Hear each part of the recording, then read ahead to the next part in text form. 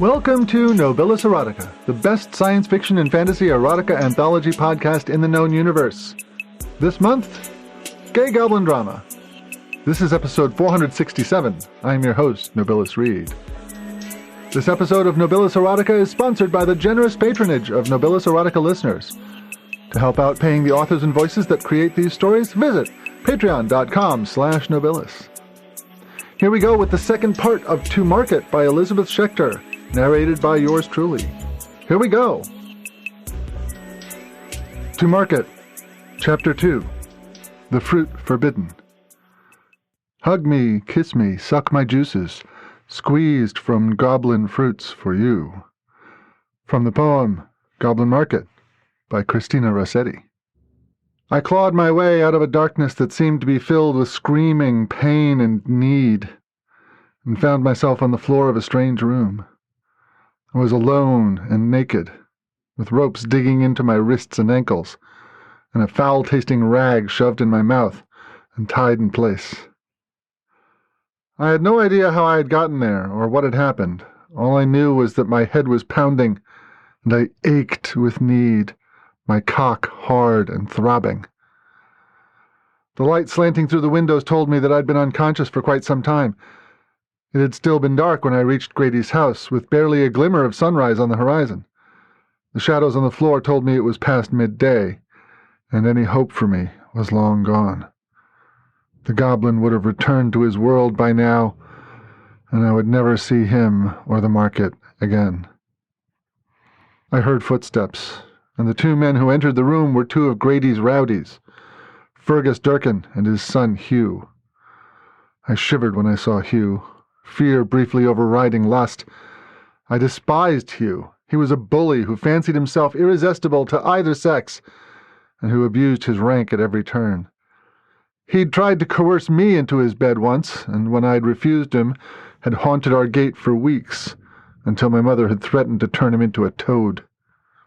The older Durkin came over and grabbed my arm, hauling me to a sitting position. "Nice of you to join us, bastard," he said. "I was starting to wonder if you'd ever wake up." I glared at him and Durkin laughed. "We won't keep you for long, bastard. We're keeping you safe and sound and hidden away until Grady's girl is wedded and bedded. Tomorrow midday, you'll get your clothes back, and you'll be free to go." Hugh came over and leered down at me, and the cause of my shivering changed from fear to something else. "Grady said we could have a little fun with you while we waited. Bastard, looks like you need it." He rested his hand on his belt buckle, and I whimpered. "No, not him." Yes, please." "I told you no, Hugh," Durkin snapped as he stood up. "The boy's a witch like his ma. I won't have him cursing me and mine, so you leave him alone." Ignoring my muffled protests, "Let him stay!" Durkin herded his son out the door and slammed it behind them. I heard the bolt shoot home, and then silence. The hours passed in a kind of delirium of need and pain. In my madness, I dreamed of freeing myself from the gag, calling Hugh back into the room, inviting his touch. I dreamed of encouraging him to take me, if only so that I might find some ease for the pressure growing inside me. Desperate for some relief, unable to even touch myself, I struggled and fought against the ropes until my aching arms went numb and I was screaming into the gag in frustration. Around me the shadows grew longer and the room grew darker. When it was finally too dark to see and I was too tired to move, I lay where my struggles had left me, on my stomach in the middle of the floor. It was there that Hugh found me. He came into the room with a lantern, walking on stocking feet to make no noise. He stood over me and laughed as I blinked in the sudden light. "You wouldn't curse me for giving you what you want now, would you?" he asked, using one foot to flip me over onto my back. He prodded my cock with his toes, and I whimpered, making him laugh. "And you want this, don't you, bastard?" There was a small part of me that wanted to refuse, but it was drowned out by the overwhelming waves of lust.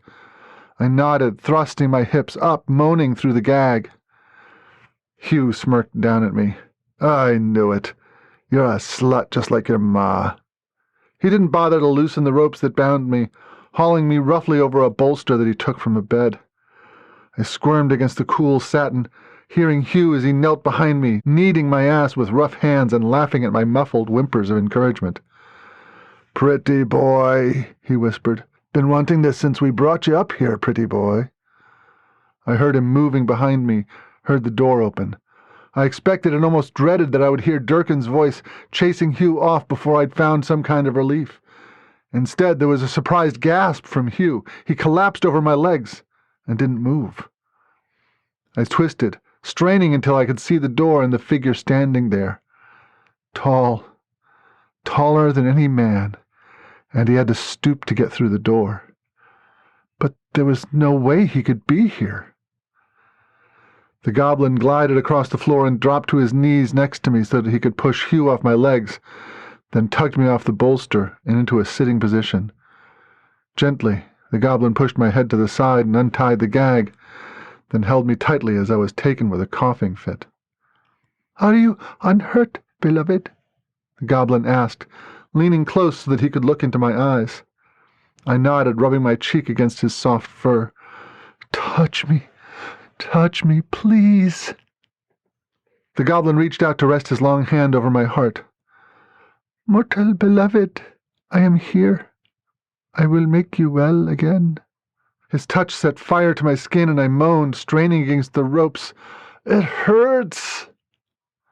He leaned me back against the bolster and stood, raising his hands. I felt myself rising, moving through the air until I came to rest on the bed. My head hung over the edge, and I watched through half-lidded eyes as he removed his loincloth and came to stand at my head. He ran long fingers over my cheek and through my hair. "Open your mouth, beloved. Take what you need."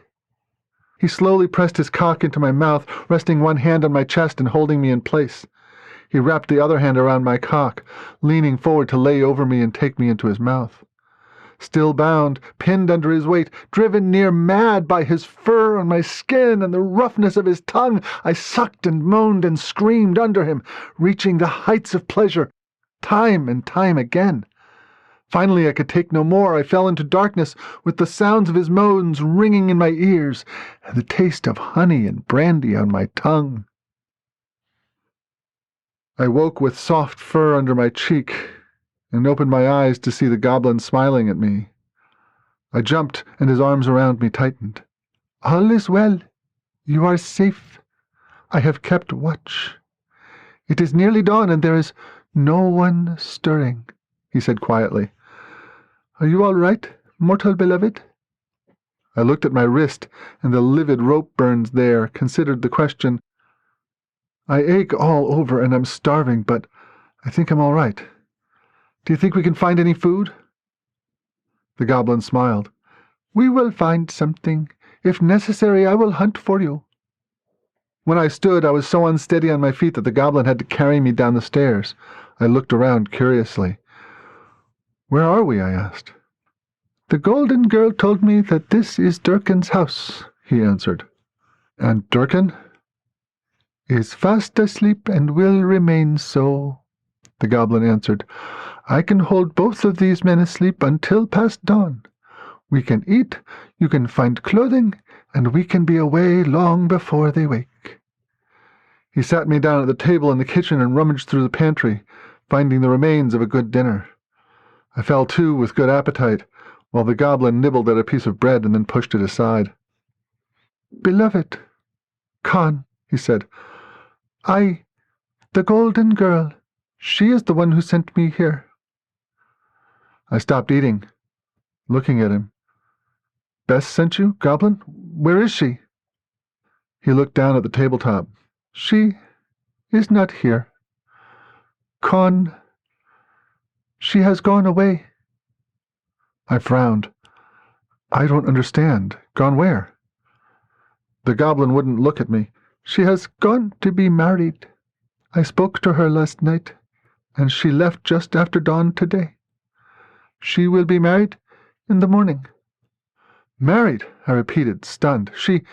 But she didn't want to marry Lord Faraday. That was why she went to the market to begin with." "I know. She gave me something for you." He stood and disappeared up the stairs, returning a few moments later with his loincloth and a pouch. From the pouch he took a folded piece of parchment. "I do not know what it says," the goblin said, sounding apologetic. "I cannot read your writing." I took the letter and opened it, seeing Bess's fine handwriting. She thanked me for being her friend and for caring for her. She wished me well and would think of me fondly. She asked me to do the same. Not a word of love, or any mention of the goblin market. I set the letter down and looked at the goblin. "I don't understand. I thought she loved me. She told me she loved me." He shook his head. "I asked her that. I told her that you loved her, and she said that you were children together, and that children must grow up. The children have fancies, and that you were hers. She said she was sorry, that you did not understand that there was truly nothing between you." He stood up and came around the table, kneeling next to my chair. "Con, I am sorry. I think, perhaps, that she is no longer the girl who came to the goblin market. She has been frightened, and badly. Now she wants to forget, and she wants safety. This marriage gives her that." He shook his head.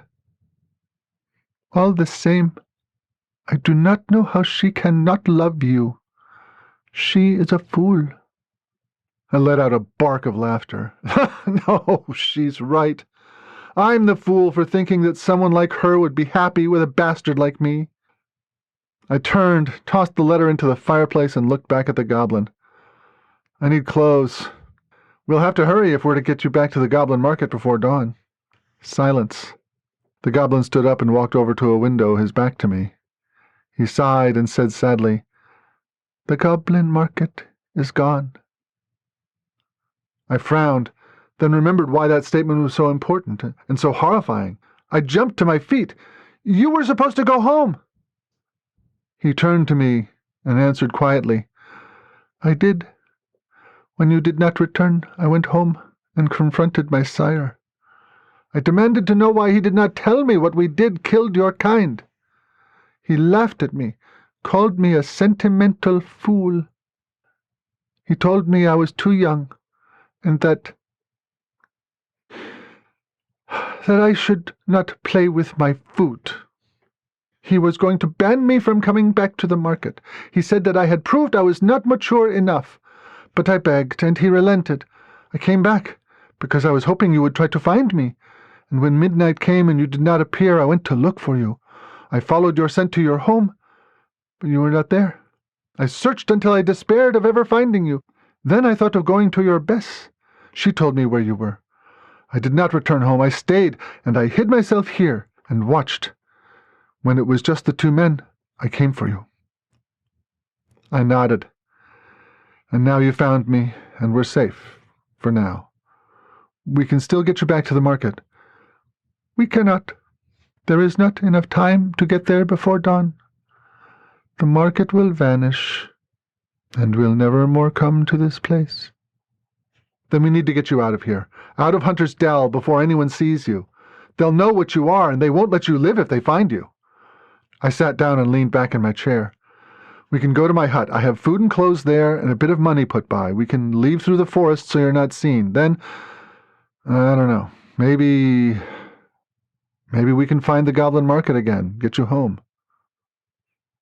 "No, I will not return to the goblin market." "Why not? It's your home." The goblin came back to the table, knelt down next to me. "I could not have you if I went home. You would not be welcome there. You belong in this place no more than I. There is more of my kind than theirs in Yukon, so come with me. I want to be with you. I know the way to other places, other worlds, where we might live and be happy. If you will come with me?" I blinked, not sure if I'd heard him properly. You want me to come with you? But he was quiet for a moment, then reached out and took my hand. "I want you to be with me," my mortal beloved. I blinked. But I'm a bastard. I do not know what that means, but truly does it matter? You love, you think, you are dear to me. Is that not enough? My head was spinning. Con, he said my name and made it sound like a caress. I will not refuse you. I will not turn my back on you. I will not leave you.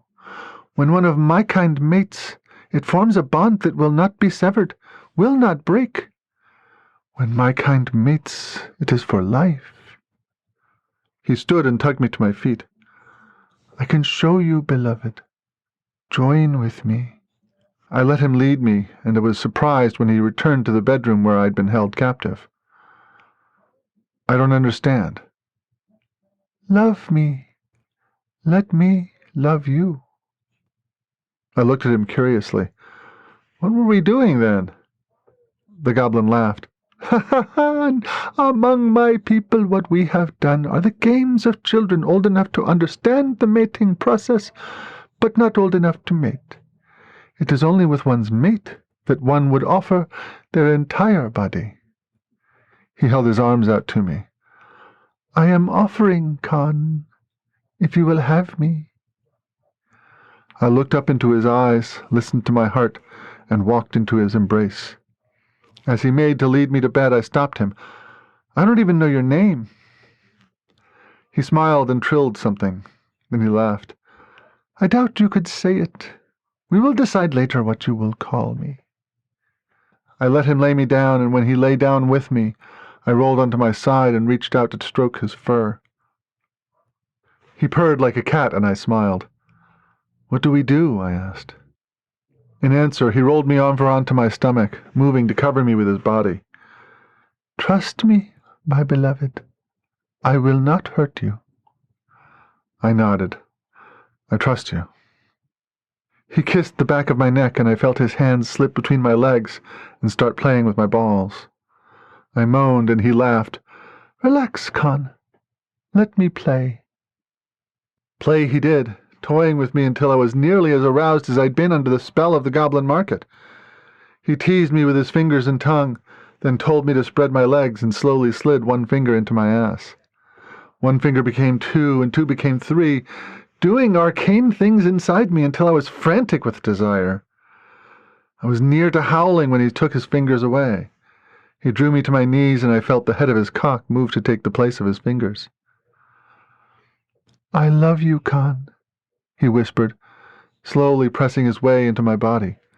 It was hard at first, and it hurt, but he stopped, touching me gently, whispering and trilling until I calmed and relaxed and let him try again, until at last he was inside, and I was stretched full and gasping in pleasure. He started to move, pumping slowly, working his way almost entirely out of me, then sliding back in, letting me move with him, push back against him, demand more and more until neither of us could say a word for the gasping and moaning. I spent first, losing my balance and sprawling out on the bed. He fell on top of me, still pumping, wailing as his seed filled me. Afterwards, we lay curled around each other, my head on his chest, and I found myself feeling more at home than I ever had before. He was right. I didn't belong in Hunter's Dell. I never had. I had only been waiting for someone to show me the truth. After a while, he raised his head and looked at me. You have not answered me. Is it not enough that I love you? I smiled at him and leaned in to kiss him, smiling at the heady taste of his lips. Yes, it is enough. More than enough. I love you too. By the time the sun had risen, we had left Hunter's Dell, taking forest paths that I had never seen before, following my golden-eyed lover wherever he would lead me. There were times when I wondered what they thought back in Hunter's Dell, if they ever wondered where Khan the Witch had gone, or what had happened to the goblin market. I wondered if Lady Faraday ever thought about me. Then my goblin would smile at me, or run his fingers through my hair, and none of it would matter. He loved me, and I loved him. That was all that mattered. And we lived happily ever after.